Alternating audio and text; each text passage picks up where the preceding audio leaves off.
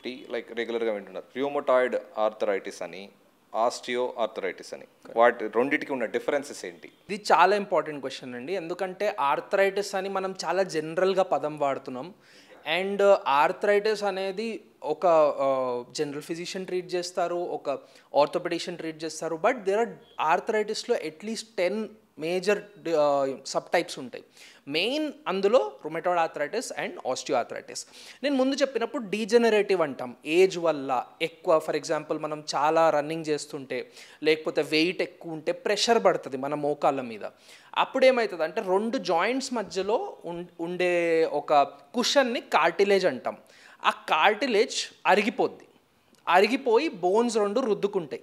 దాన్ని మనం osteo arthritis అంటాం. ఆస్టియో అంటే బోన్ మధ్యలో ఆర్థరైటిస్ అవుతుంది, డీజనరేషన్ అయ్యి జాయింట్ పెయిన్ అది వస్తుంది.